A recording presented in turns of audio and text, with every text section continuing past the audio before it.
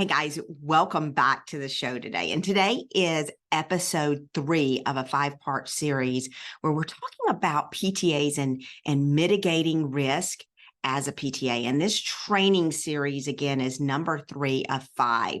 So today we're going to talk about how a PTA can mitigate their risk when they're stepping outside their PTA career to be a solo provider. Now, if you're intent on providing other services outside physical therapy and you're a PTA, consider the following steps to mitigate your risk. Number 1 is education. Invest in a certification that aligns with your education. And guys, build a solid foundation in that specific area.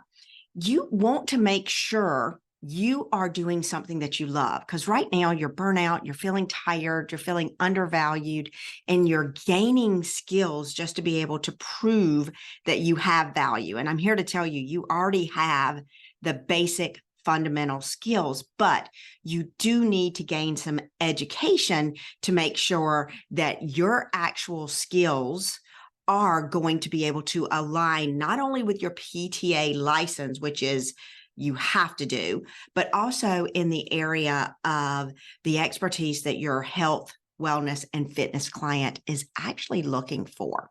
So you want to make sure those two things are happening.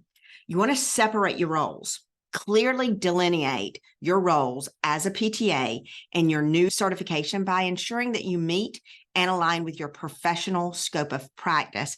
And what this is basically saying here is that you're a PTA, and somehow that's going to come out that you're a PTA, whether that's in conversation or whatever it is. So your consumer is already with that title expecting a higher level service than they can get from your typical personal trainer, yoga instructor, and other allied health professionals. So because somehow that came in conversation as you studied to be a PTA or you graduated from a PTA program, or that you actually have been working as a PTA in the field for X many years, this person's expectations are already up higher for you. So you have to level up the service that you're providing and make sure that that service is aligning with your higher license, which is your PTA license. And this is where you want to make sure that you are following your professional scope of practice, even if you're working as a yoga instructor, a personal trainer, solo provider under another certification. So you want to make sure that you clearly delineate that you are a PTA, but these services are whatever that certification is, so that you can make sure that you can mitigate your risk. Now, you want to make sure that you are obtaining an informed consent from your clients for both of those roles. Disclose your certifications and disclose your limitations. Now, this is an area that most people don't understand. So you need to get with your attorney here, and you need to find out that you have the right informed consent forms to be able to mitigate your risk here, and that you're getting the actual consent to do the service you are providing. Because just as soon as you turn around, your person's going to be going out telling everybody you're getting physical therapy. And so you want to make sure that you obtain informed consent from them, and you want to obtain the consent in both of the areas.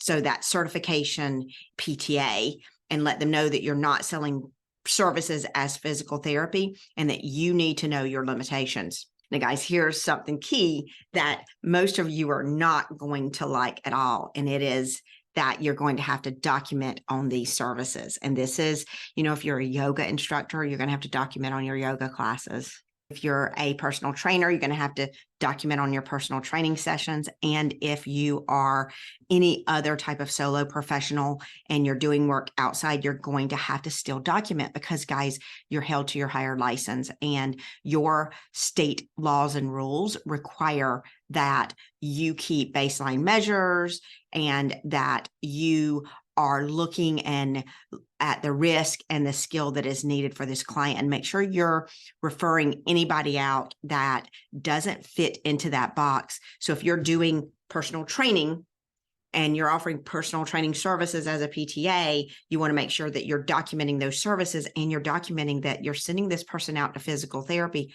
even though you can do some manual techniques on this person, you really need to be careful here because you're selling a personal training service and you have to deliver within that scope of practice and really watch out for your PTA skills. And that's going to be hard for a lot of you to be able to discern. Okay.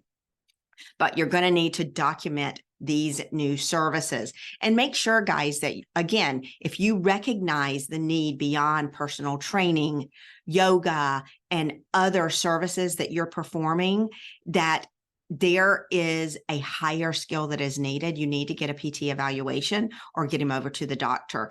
You are a PTA and you assist in the care of physical therapy. So you can't kind of act on that PTA skill set that you have if you're going to certify in a different certification. If you're certifying in a different certification, you have to stay within those guidelines to make sure that you are mitigating your risk, and that if something happens during your personal training session, you're not doing some of your PTA things and it's not covered. And then you are held liable. Worse, you're held liable for neglect. No, you want to make sure that you follow all of these things. Now, I'm going to hit on them one more quick time because this is a short episode today. So invest in education and in a certification that aligns with your education, and make sure you build a solid foundation in a specific area that people are looking for. If you are going for personal training, stay on that personal training road. If it's yoga instructor, if it's a Pilates instructor, you need to watch and discern which actual scope of practice you are delivering this service in. Separate these roles clearly and make sure that they understand that you're not selling physical therapy and that you're providing personal training if that's your other certification, and make sure it meets and aligns with your professional scope of practice. Make sure you get consent forms signed for both of your roles. So if you're a PTA working as a personal trainer, make sure you get consent that this person knows that they are getting the care of a PTA, but you are performing personal training services and not PT services. And then also make sure that you tell them what your limitations are, and then make sure you document just like you would document in the clinic. And I know this is hard. So if you're teaching a class and you've got 25 people, you've got to do some form of documentation on these people to make sure you mitigate your risk. And lastly, make sure you refer your clients out to an appropriate healthcare professional so that this person can get the care that they need, even though you can give it to them because you can, and they want to do it right then and right there with you. Guys, you need to know that you may not be covered, even if you have another certification. And even though your insurance company says that you have coverage, guys, you still could be blamed and be held for neglect. So in summary, I want your desire to expand your services. It's commendable, okay? But it is crucial to uphold the same standards of care, the same documentation, and the same ethical practice in any role that you undertake because you have a license.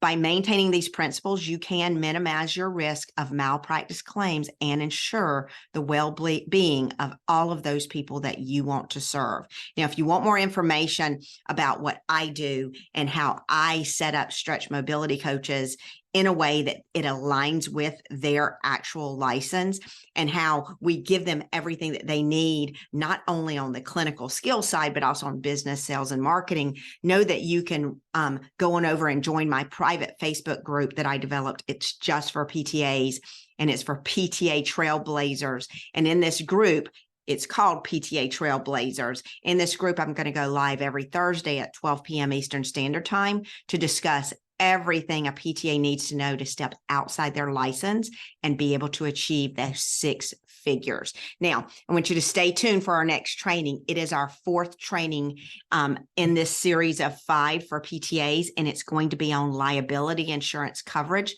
for PTAs when they provide services outside their PTA license. Thanks, guys, for joining, and I can't wait to be back with you on our 4th training session. Have a great day.